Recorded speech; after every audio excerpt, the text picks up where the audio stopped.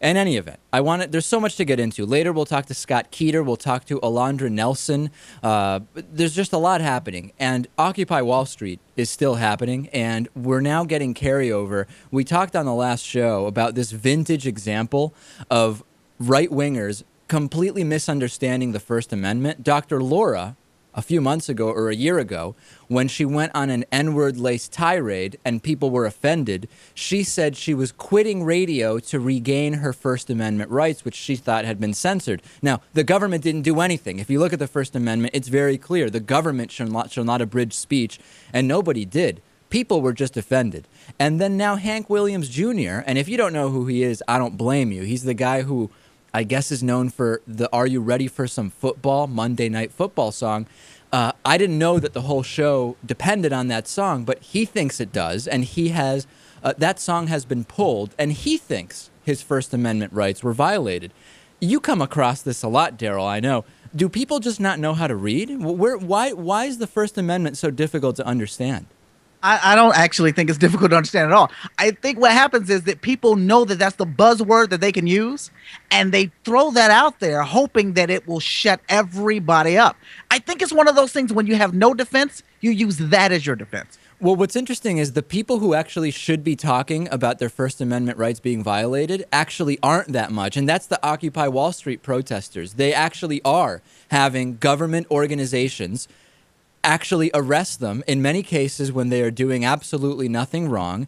They are being beaten. And the right-wing media, which normally is the one that's out there saying, hey, First Amendment, you can't abridge speech, they have made no mention. You think you're going to turn on Fox News and see Fox News saying, the First Amendment rights of some of these protesters may have been violated. I'm not seeing it, and I don't think we're going to see it, Darryl.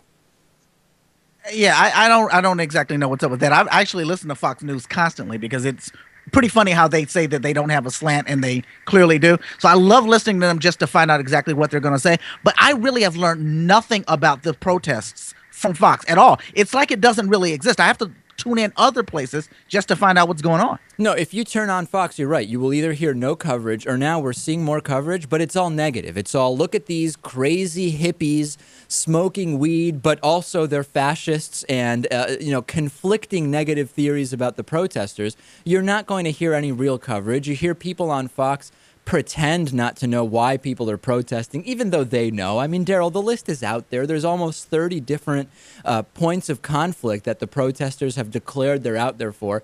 It's a matter of a Google search, and maybe Google is blocked at Fox News. I don't know.